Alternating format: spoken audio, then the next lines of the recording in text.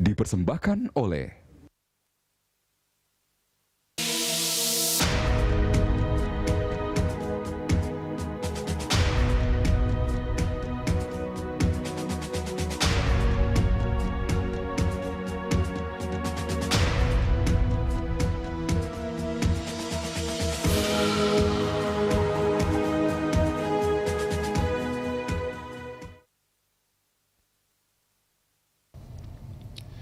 Usaha mikro kecil dan menengah atau UMKM menjadi salah satu kunci pertumbuhan ekonomi di Indonesia.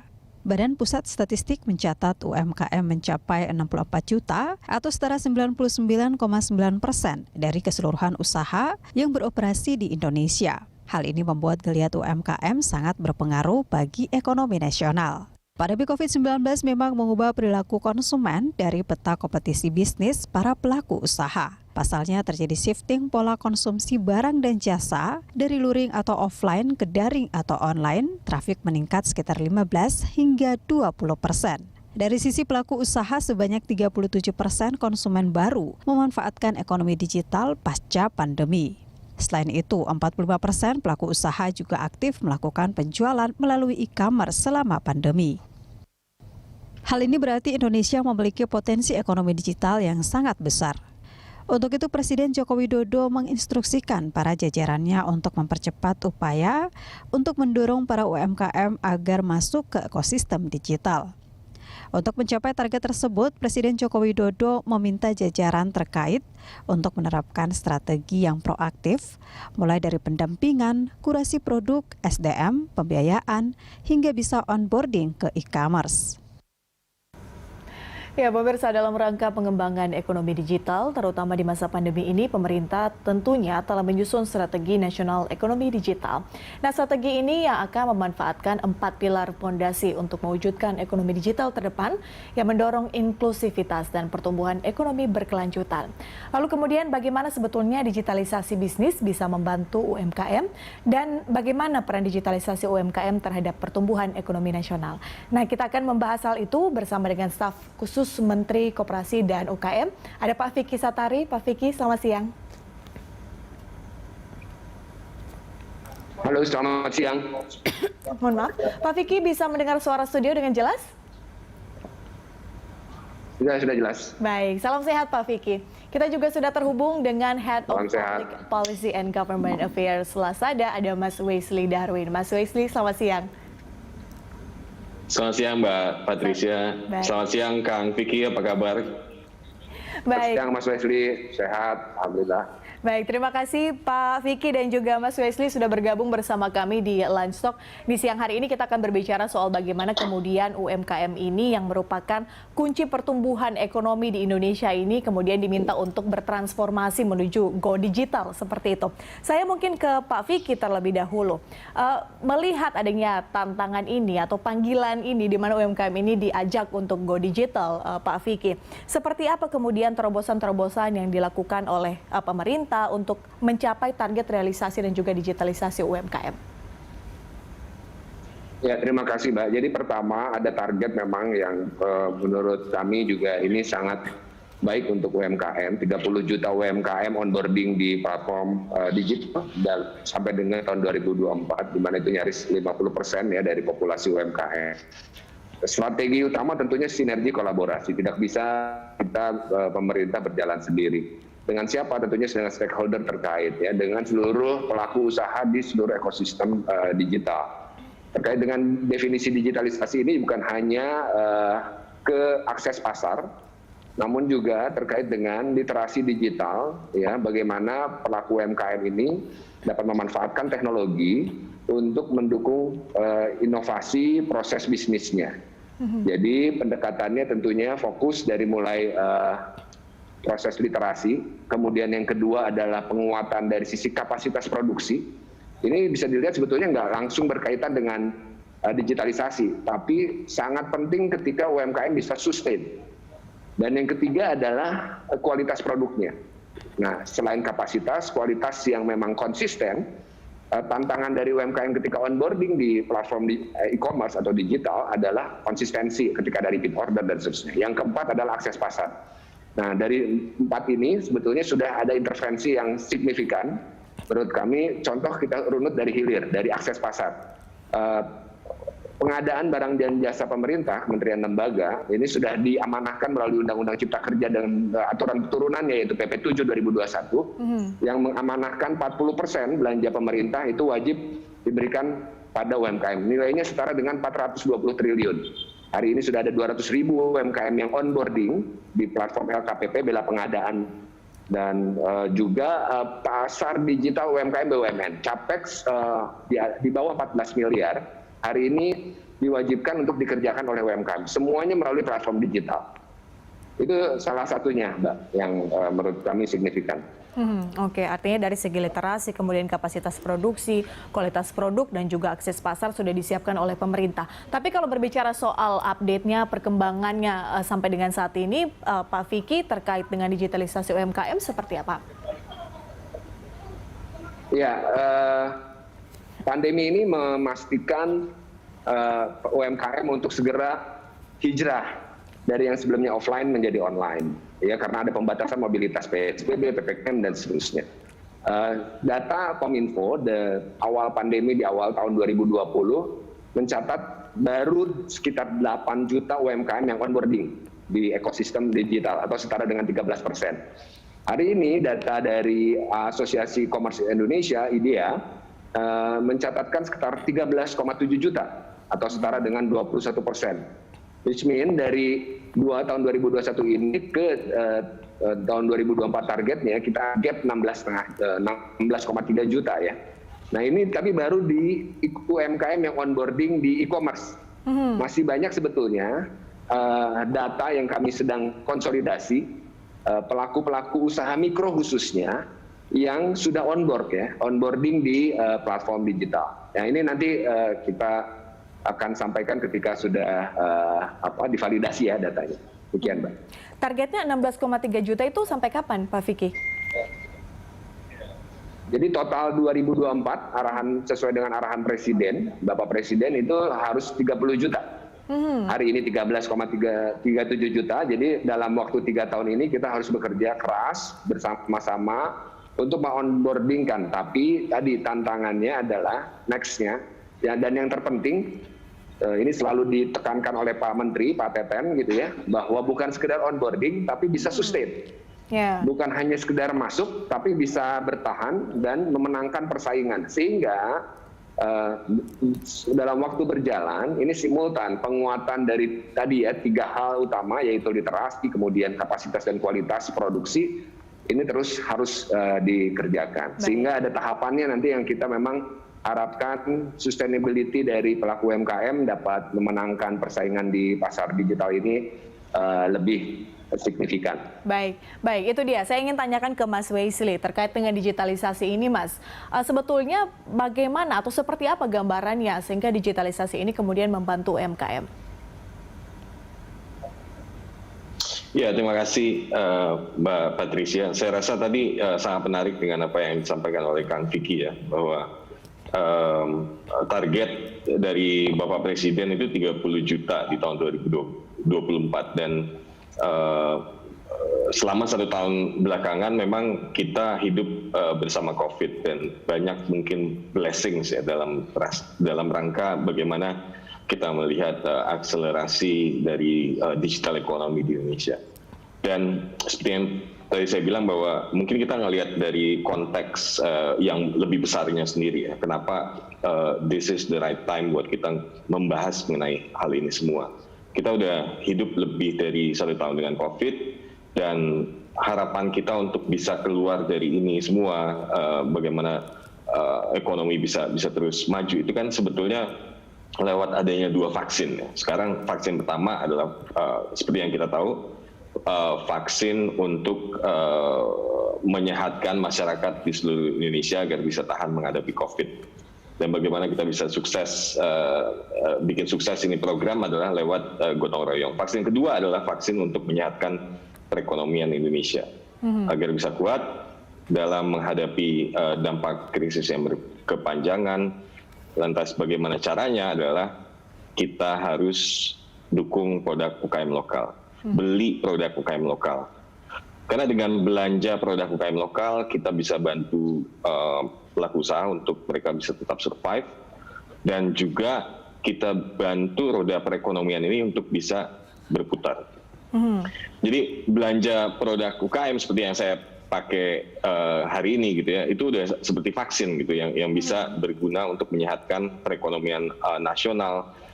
Dan jadi kalau kita sekarang belanja dari rumah lewat aplikasi belanja online dan beli produk UKM lokal, ini saya rasa adalah satu hal yang harus terus kita galakan gitu ya. Dan kami di sini juga bekerja sama dengan pemerintah, dengan Kang Teten, Kang Vicky gitu, untuk memastikan bahwa kita mencoba untuk melindungi UKM lokal di sini untuk bisa tetap survive. Baik, iya. Artinya masyarakat juga diminta untuk berperan aktif membeli produk-produk dalam negeri, produk-produk UKM seperti itu, agar itu juga membantu ya. Adanya tadi itu kolaborasi, kemudian juga bagaimana gotong royong tadi disebutkan oleh Mas Wesley. Kita akan lanjutkan di segmen berikutnya. Pemirsa tetaplah bersama kami. Langsung segera kembali usai jeda. Dipersembahkan oleh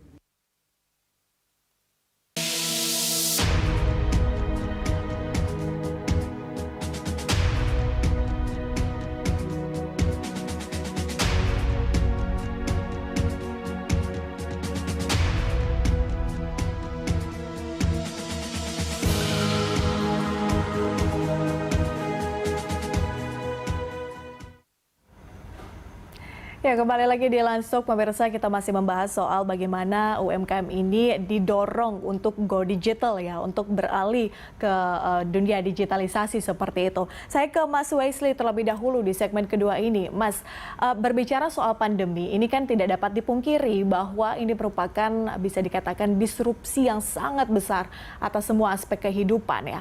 Dan kalau bisa digambarkan bagaimana kemudian UMKM bisa melakukan digitalisasi di era sekarang ini? Ya, simpelnya adalah mulai dari mana? Kalau dilihat selama 1 tahun belakangan memang kita harus mungkin melihat juga ya bahwa dunia berubah, dan perdagangan digital seperti e-commerce itu ibarat menjadi bidadari penyelamat gitu ya untuk para pelaku usaha yang ingin tetap dapat mencari berkah gitu di saat PSBB, dan juga di saat konsumen yang ingin tetap mencari barang kebutuhannya di saat harus tetap dari rumah gitu. Jadi ini banyak yang baru sebetulnya, baik penjual dan juga pembeli. Dampak dari COVID ini sangat besar perubahannya, dan menciptakan satu generasi digital baru. Banyak pelaku UKM yang pertama kalinya harus masuk ke platform online ini, dan mereka masuk juga ya karena kepepet. Kebanyakan kan kalau misalnya kita lihatnya selama setahun belakangan ini. Jadi setelah mereka nggak punya pilihan tapi memang harus masuk ke platform online, sebetulnya tantangan terbesarnya adalah bagaimana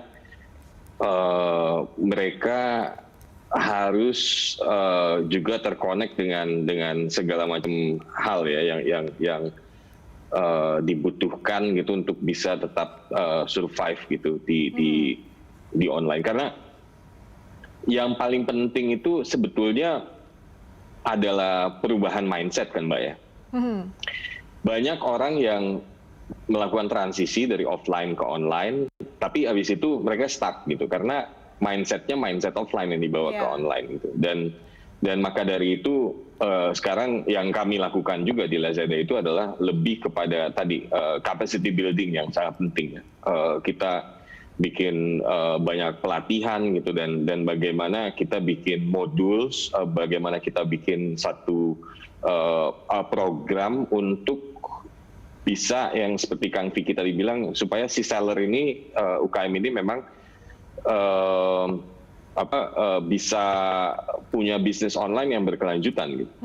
Oh, ada pelatihannya gitu ya Mas ya? Iya, justru itu yang paling penting kan ya.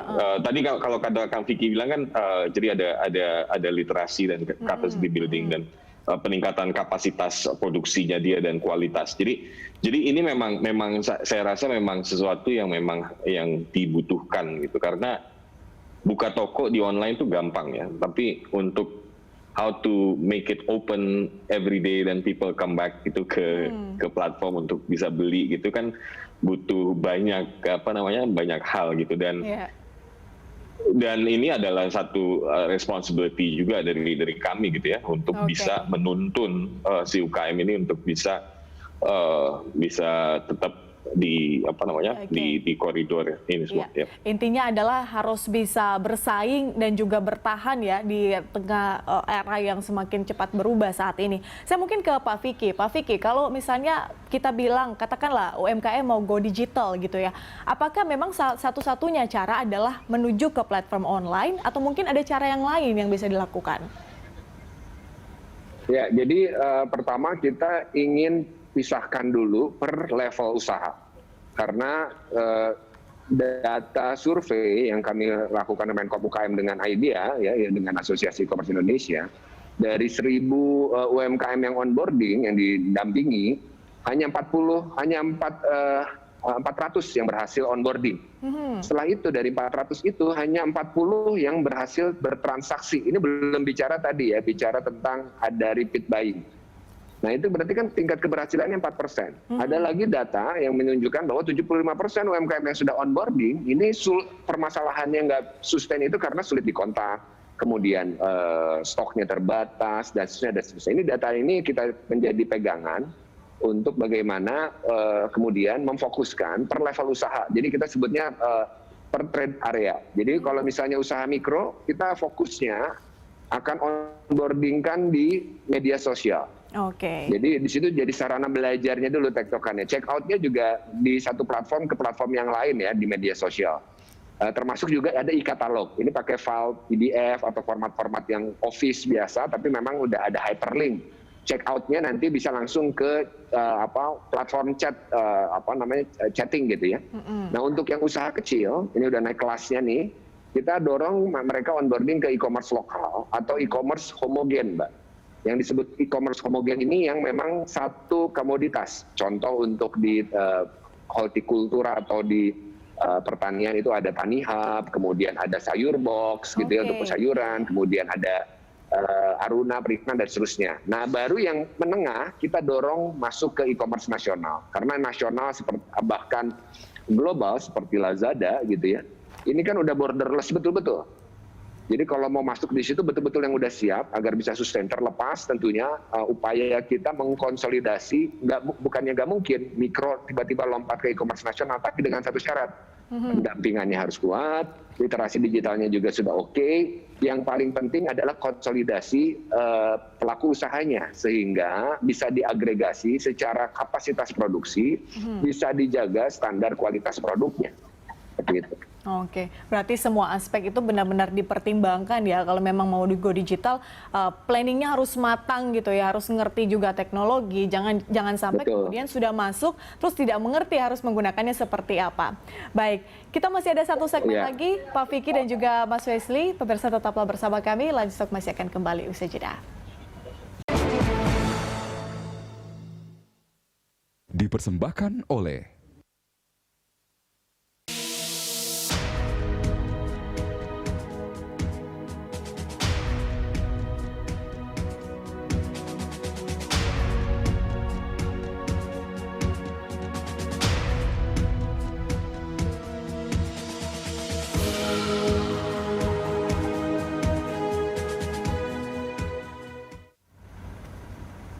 Ya, pemirsa, kita lanjutkan dialog. Kita masih terhubung dengan staf khusus Menteri Koperasi dan UKM. Ada Pak Vicky Satari dan juga Head of Public Policy and Government Affairs Lazada.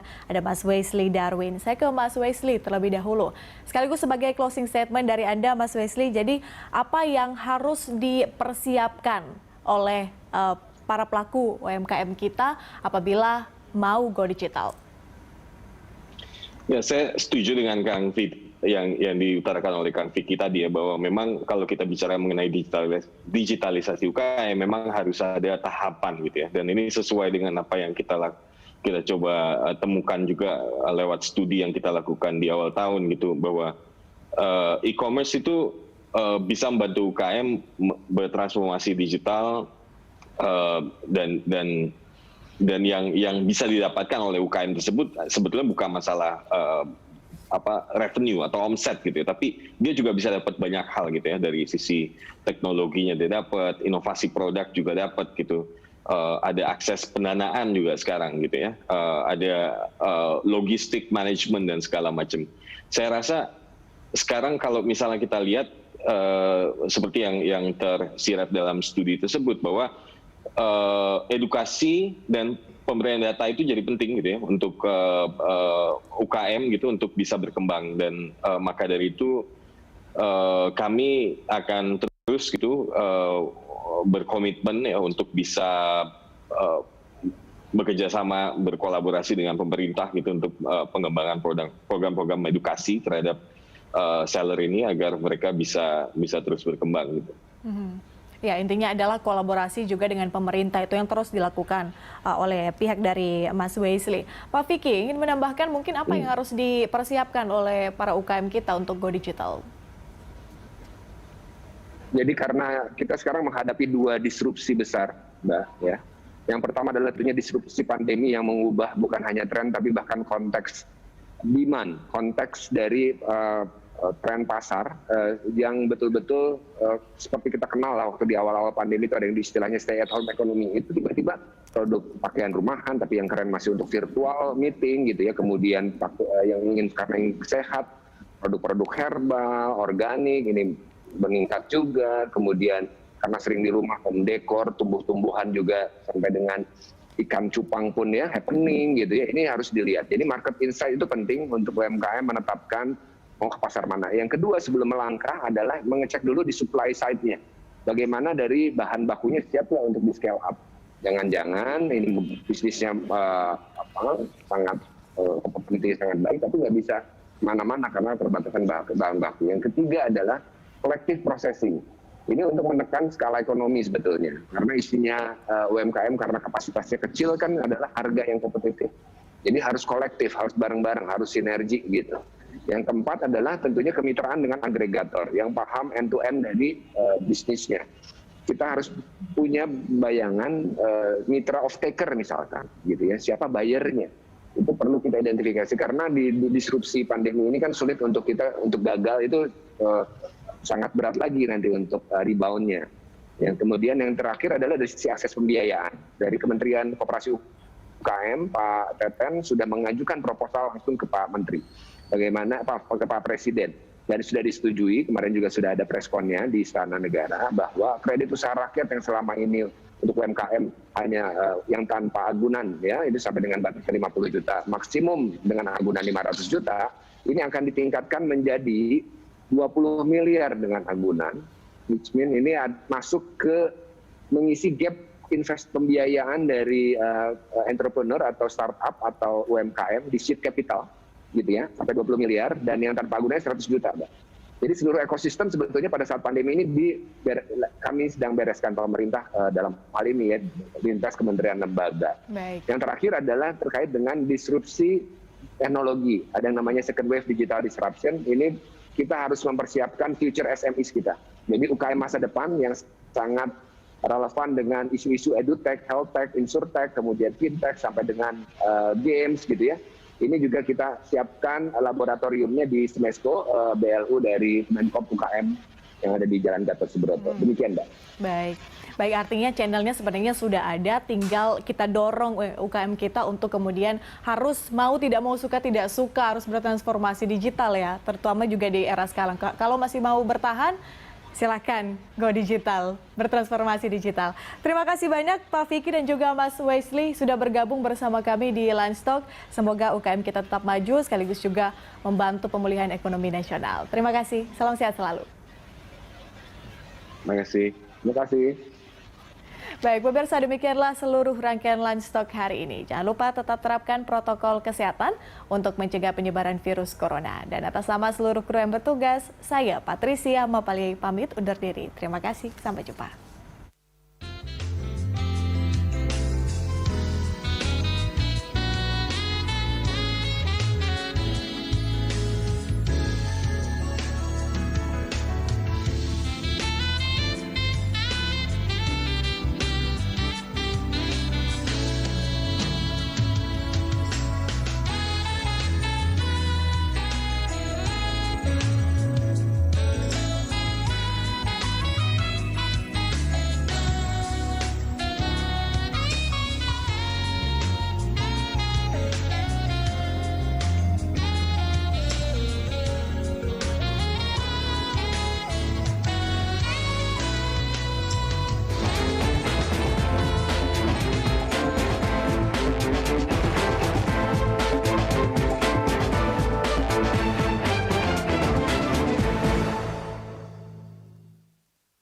Dipersembahkan oleh